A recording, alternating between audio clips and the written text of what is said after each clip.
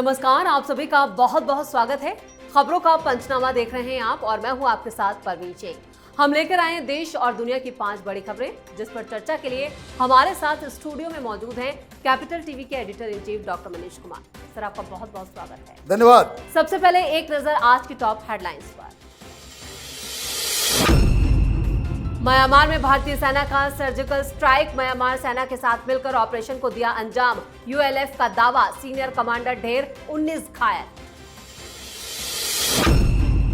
राष्ट्रपति द्रौपदी मुर्मू ने 4 दिग्गजों को राज्यसभा के लिए किया मनोनीत। पीएम मोदी ने सभी हस्तियों को दी शुभकामनाएं। बिहार वोटर लिस्ट पर चुनाव आयोग का बड़ा दावा, बांग्लादेश, म्यांमार और नेपाल के लाखों लोग वोटर लिस्ट में शामिल। तेजस्वी यादव बोले, चुनाव आयोग का दावा झूठा। संसद के मॉनसून सत्र से पहले कांग्रेस का सियासी मंथन, सोनिया गांधी ने 15 जुलाई को बुलाई बैठक। खड़गे, राहुल समेत सभी नेता होंगे शामिल। भारतीय विदेश मंत्री एस जयशंकर 3 दिन की विदेश यात्रा पर रवाना, सिंगापुर में अपने समकक्ष से की मुलाकात। चीन में एससीओ सम्मेलन में होंगे शामिल। खबरों में सबसे पहले बात सर्जिकल स्ट्राइक की। भारतीय सेना ने म्यांमार की सीमा में घुसकर यूएलएफआई यानी United Liberation Front of Assam, independent और national socialist council of Nagaland Khaplang के ठिकानों पर सर्जिकल स्ट्राइक की है। हमले में यूएलएफआई का कमांडर नयन मेधी उर्फ नयन ओसोम मारा गया है। उधर यूएलएफआई ने हमले की पुष्टि की है। कई मोबाइल कैंपों पर ड्रोन से हमले किए गए, जिसमें एक सीनियर लीडर मारा गया है, जबकि करीब 19 लोग घायल हैं। खबरों के मुताबिक इस ऑपरेशन के तहत भारत म्यांमार सीमा के पास नागा स्व प्रशासित इलाके में मौजूद आतंकी कैंपों को निशाना बनाया गया।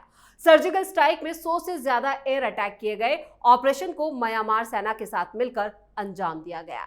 जिस तरह से ये सर्जिकल स्ट्राइक की खबर आई है, इसमें आर्मी की तरफ से पुष्टि नहीं की गई।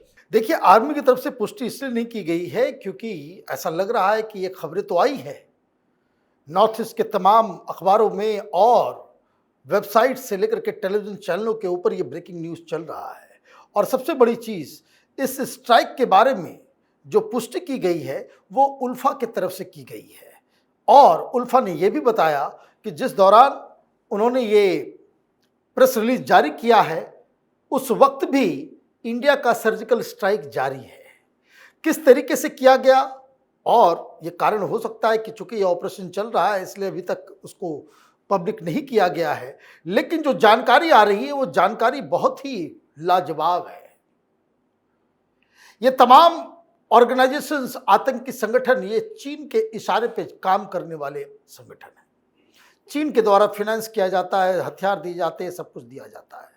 100 ड्रोन्स एक साथ 4 अलग अलग इनके कैंप्स के ऊपर धावा बोलते हैं। हम अटैक करते हैं, हम वापस आते हैं। और जो उल्फा का अपना प्रेस रिलीज है वो ये बताता है कि उसके बाद जो इनके कमांडर हैं उनकी मौत का वो इनफैक्ट दाह संस्कार करने के लिए इकट्ठा हुए। जब ये लोग इकट्ठा हुए उस वक्त भी मिसाइल से अटैक कर दिया गया। मतलब चप्पे चप्पे पे हिंदुस्तान की पैनी निगाह है।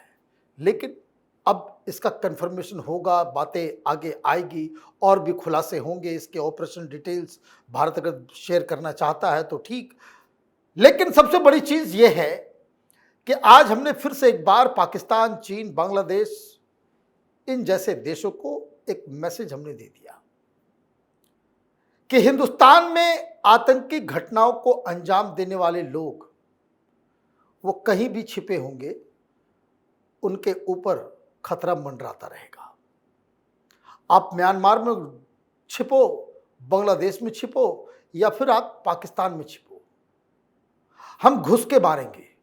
यही तो प्रधानमंत्री मोदी अभी 7-8 दिन की जो यात्रा वो करके आए, चाहे वो ब्राज़ील में या कहीं भी, हर जगह वो यही बात कह रहे थे। तो जो उन्होंने वहाँ कहा वो यहाँ अंजाम देखने को मिल रहा है। साथ ही साथ एक बात और जो बार बार इस बात को हिंदुस्तान बता रहा है कि टेररिज्म उसे हिंदुस्तान के ऊपर हमला ही माना जाएगा। इसलिए जिन देशों के अंदर इस तरह के एलिमेंट्स मौजूद हैं, अगर आप पकड़ लो, उनको सजा दो, या फिर हम आएंगे पीछे पीछे घुस के मारने के लिए। खबरों में अब बात पीएम मोदी के बड़े फैसले की। प्रधानमंत्री नरेंद्र मोदी ने आज 4 मशहूर हस्तियों को राज्यसभा के लिए मनोनीत किए जाने पर बधाई दी, जिनमें पूर्व विदेश सचिव हर्षवर्धन श्रृंगला, वरिष्ठ वकील उज्जवल निकम, इतिहासकार मीनाक्षी जैन और केरल के बीजेपी नेता सी नदानंद मास्टर शामिल हैं। पीएम मोदी ने सोशल मीडिया मंच पर यहां पर 4 अलग अलग पोस्ट में उनके योगदान की सराहना की। पीएम ने कहा कि आप लोगों ने हमेशा आम लोगों के प्रति सम्मानजनक व्यवहार दिखाया। राष्ट्रपति द्वारा राज्यसभा के लिए मनोनीत करने पर गर्व की बात है। पीएम मोदी ने उनको संसदीय कार्यकाल के लिए शुभकामनाएं दी। राष्ट्रपति द्रौपदी मुर्मू ने शनिवार देर रात जारी अधिसूचना में इनके नामांकन की घोषणा की थी।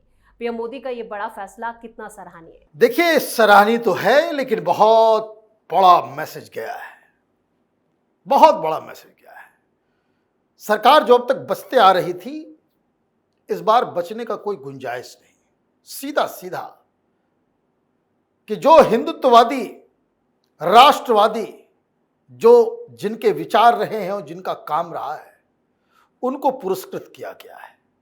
मीनाक्षी जैन अकेली ऐसी इतिहासकार है। वैसे वो बहुत बड़े पत्रकार की बेटी भी हैं। उन्होंने ये राम मंदिर हो या फिर बड़े बड़े इतिहासकार के झूठ, उनको एक्सपोज किया है। आप देखिएगा, ये तो घोषणा आज ही हुई है। अगले 2-3 दिनों में फिर से डिबेट शुरू होगा कि ये सैफरन लोगों को अंदर पार्लियामेंट में घुसाया जा रहा है, हर जगह आरएसएस के लोग आ रहे हैं। नहीं, मीनाक्षी जैन का कंट्रीब्यूशन ये है कि इतिहास जो वामपंथी चश्मों से देखा जाता था, पश्चिम के इतिहासकारों के चश्मों के जरिए हिंदुस्तान के इतिहास को इंटरप्रेट किया जाता था, उसको उखाड़ फेंकने और उनके ऊपर सवालिया निशान खड़ा करने का काम किया है। बहुत ही बढ़िया चॉइस है, बहुत बढ़िया चॉइस है। और एक सदानंदन मास्टर, वो भारतीय जनता पार्टी के लिए काम करते करते उन्होंने तो वामपंथियों ने पैर काट डाले, दोनों पैर काट दिया गया, लेकिन बीजेपी का ऑफिस नहीं बनने दिया लोगों ने, उसके लिए वो लड़ते रहे। तो इस तरह के कार्यकर्ता, इस तरह के नेता जो सैक्रिफाइस करते हैं, उनको याद करना, ये तो भारतीय जनता पार्टी के काडर्स के अंदर भी ये सनसनीखेज खबर होगी कि देखो, पार्टी के लिए आप बलिदान दोगे, आप उसके लिए काम करोगे, आपको आज न कल पुरस्कार जरूर मिलेगा। तो ये दूसरा चॉइस। तीसरा चॉइस, ये तो श्रृंगला साहब ऑलरेडी उन्होंने अपनी मार्क, एक छाप छोड़ दी थी जब उन्होंने G20 को ऑर्गेनाइज किया था। ये G20 सम्मेलन उन्हीं के नेतृत्व में सब कुछ हुआ था। और चौथा नाम, वो तो हर लोग वाकिफ है, लोग अभी से ही चालू हो गए हैं। कसाब को फांसी लटकवाने वाले वकील उज्जवल निकम साहब, मुंबई में उन्होंने चुनाव लड़े थे, वो उन्होंने भारतीय जनता पार्टी की तरफ से, मुंबई के लोग उनको हरा दिए। जिस व्यक्ति ने मुंबई के कातिल को, मुंबई के गुनाहगार को सजा दिलवाई, ये वोट बैंक पॉलिटिक्स देखिए किस तरीके की होती है कि आपने उसको ही नहीं किया। प्रधानमंत्री मोदी ने कहा कोई बात नहीं, आपने बहुत बड़ा काम किया है, आपको राज्यसभा भेजा जाएगा। तो बहुत ही अच्छा चॉइस है। आगे अभी विवाद होगा, लोग निकालेंगे एक से एक कहानियां इनके बारे में। ये वामपंथी तो शांत बैठने वाले नहीं हैं, अभी रुदाली सड़क पे आएंगे, रोना धोना शुरू होगा। लेकिन कोई बात नहीं, जब तक मोदी की सरकार है, इस तरह के लोगों को सामने लाने का ये एक कर्तव्य सरकार का है। जी, और खबरों में अब बात चुनाव आयोग की। बिहार में वोटर लिस्ट के SIR अभियान के दौरान चौंकाने वाली जानकारियां सामने आई हैं। चुनाव आयोग के मुताबिक घर घर जाकर किए गए सर्वे के दौरान बूथ लेवल ऑफिसर्स को बड़ी तादाद में ऐसे लोग मिले जो नेपाल, बांग्लादेश और म्यांमार से घुसपैठ करके भारत आए हैं और वोटर लिस्ट में नाम जुड़वाने की कोशिश कर रहे थे। बिहार वोटर लिस्ट के अपडेशन के दौरान यह भी खुलासा हुआ और चुनाव आयोग उनकी जांच कर रहा है और 1 अगस्त 2025 तक सत्यापित न होने पर उनके नाम लिस्ट से हटाए जाएंगे, जिस पर बिहार में बवाल मच गया है। आरजेडी नेता तेजस्वी यादव ने चुनाव आयोग पर गंभीर आरोप लगाते हुए कहा कि बूथ लेवल ऑफिसर्स पर अव्यावहारिक टारगेट का दबाव डाला जा रहा है ताकि गरीब, दलित, पिछड़ा और अल्पसंख्यक वोटरों के नाम लिस्ट से हटाए जा सके। सियासी संग्राम वोटर लिस्ट पर और तेज हो गया है। देखिए 80% तो ऑलरेडी जमा कर चुके हैं। इसमें दलित भी हैं, पिछड़े भी हैं, महिलाएं भी हैं, ट्राइबल भी हैं, अल्पसंख्यक भी हैं। काम कहां रुका हुआ है, इसी का तो खुलासा हुआ है। भाई मुस्लिम बस्तियों में लोग फॉर्म नहीं जमा कर रहे हैं क्या? दिक्कत कहां आ रही है? दिक्कत उन्हें आ रही है कि जो बांग्लादेश से आए, नेपाल से आए, म्यांमार से कोई जंतु नहीं आ रहे, रोहिंग्या आ रहे हैं। रोहिंग्या, बांग्लादेशी और नेपाली 10 ऐसे डिस्ट्रिक्ट्स को चिन्हित किया गया है जहां इस तरह की घुसपैठ ज्यादा हुई है। अब आपको तो बताना पड़ेगा, कागज तो दिखाना पड़ेगा, है ना? तो कागज तो आपको दिखाना पड़ेगा। ये खुलासा जब से हुआ है ये बौखला गए हैं। खबर आई, खबर छपी तो तेजस्वी यादव ने कह दिया कि भाई ये पूछा कि भाई ये ईसी के सूत्र जो है जिनके हवाले ये खबर आई है, ये ईसी के सूत्र मेरे लिए मूत्र के बराबर है। आपकी भाषा जिस तरह की होती चली जा रही है, इससे साफ लग रहा है कि आपने अभी से ही हार मान लिया है। अभी तक जो आपकी नेतागिरी चल रही थी, वो नेतागिरी इन्हीं फर्जी वोटर्स के जरिए। ये बांग्लादेशी वोट करेंगे इस देश में? भाई मुसलमानों का, जो हिंदुस्तान के मुसलमान हैं, उनका तो वोट कभी नहीं कटेगा। जिनके दादा परदादा यहां पे रहे हैं, जिनका घर है, जिनके दादा का नाम भी था, पिताजी का भी नाम था, उनका भी नाम है, उनके बच्चों का भी नाम है, उनको कौन हटाएगा? ये पब्लिक को बेवकूफ बनाने की कोशिश की जा रही है। आपको बचाना है बांग्लादेशियों को।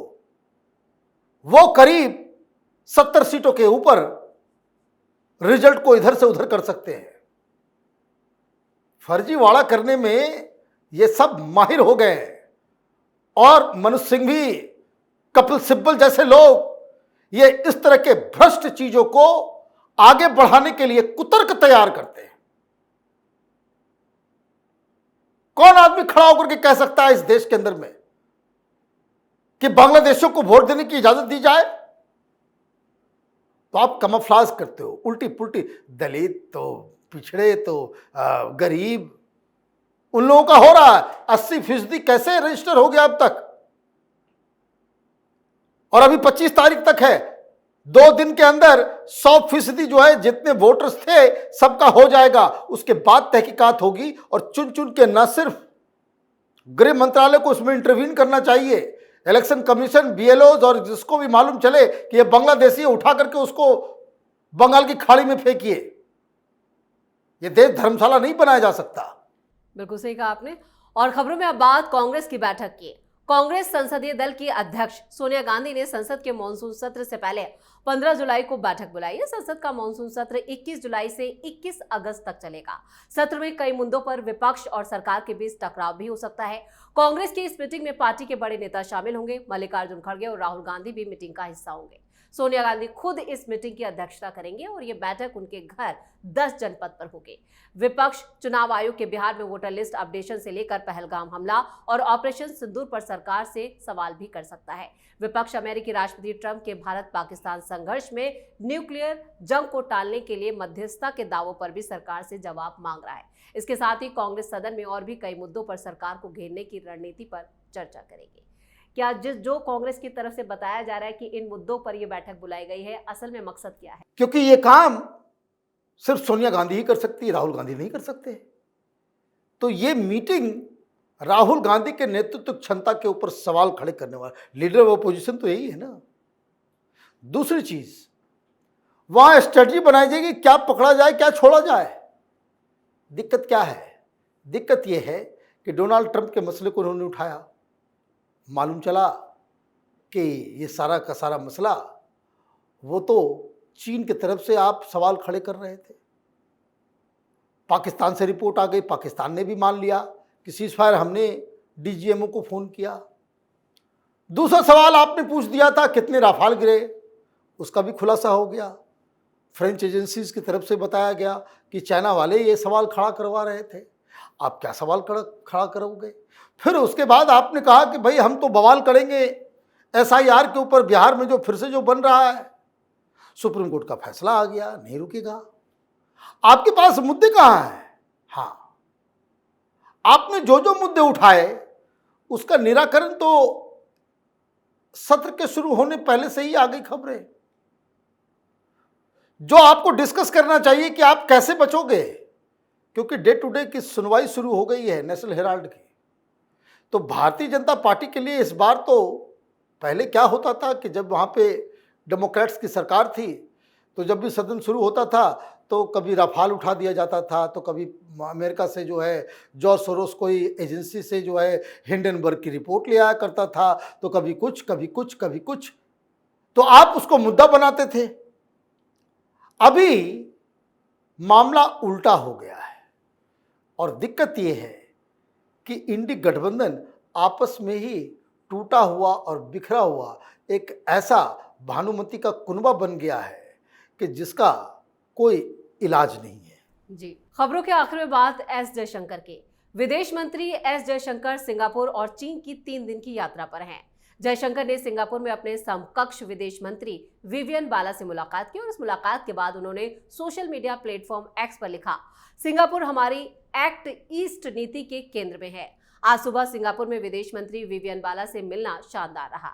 विदेश मंत्रालय के मुताबिक जयशंकर चीन के तियानजिन शहर में शंघाई सहयोग संगठन के सम्मेलन में हिस्सा लेंगे। 5 सालों में ये पहली बार है जब विदेश मंत्री चीन की यात्रा पे हैं, जो भारत चीन रिश्तों के लिहाज से काफी अहम मानी जा रही है। एस जयशंकर चीन की यात्रा जिसकी काफी चर्चा हो रही है। देखिए, चीन के एक्सपर्ट हैं वो और बहुत अच्छी चीनी भाषा बोलते हैं वो। जयशंकर साहब ऐसे नहीं, वो हीरे हैं। हिंदुस्तान में इनके जैसा कोई विदेश मंत्री आज तक हुआ नहीं।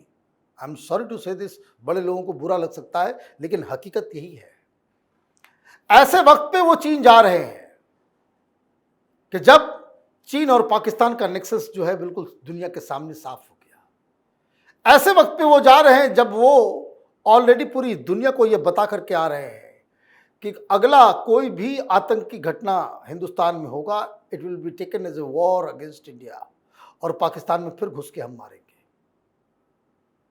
आप ऐसे वक्त पे जा रहे हैं कि जब चीन के द्वारा प्रायोजित ये उल्फा, ये नागा आतंकी संगठन NSCN, इसके ऊपर हमने सर्जिकल स्ट्राइक की है। तो यही तो खासियत है। यूरोप में जाके जयशंकर साहब यूरोपियंस को आईना दिखा करके आते हैं। चीन का ये दौरा बहुत ही इंपॉर्टेंट है। अभी एससीओ की जो बैठक हुई थी उस दौरान हिंदुस्तान ने साइन करने से मना कर दिया था। पहली बार एससीओ के सम्मेलन से कोई ज्वाइंट स्टेटमेंट नहीं आया था, क्योंकि इसमें चीन चालबाजी करने की कोशिश कर रहा था। अब फिर से विदेश मंत्री वहां पे पहुंचे हैं, बड़ा मजा आने वाला है। और ये ध्यान रखिएगा कि इस बार चीन के साथ 2 टूक बातचीत होगी जयशंकर साहब के द्वारा। इस तमाम जानकारी के लिए और सटीक विश्लेषण के लिए आपका बहुत बहुत धन्यवाद। धन्यवाद। खबरों का पंचनामा में आज के लिए इतना ही। देश और विदेश की बाकी खबरों और उनके सटीक एनालिसिस के लिए देखते रहिए कैपिटल टीवी। वीडियो को लाइक करें, शेयर करें और कैपिटल टीवी को सब्सक्राइब जरूर करें। धन्यवाद।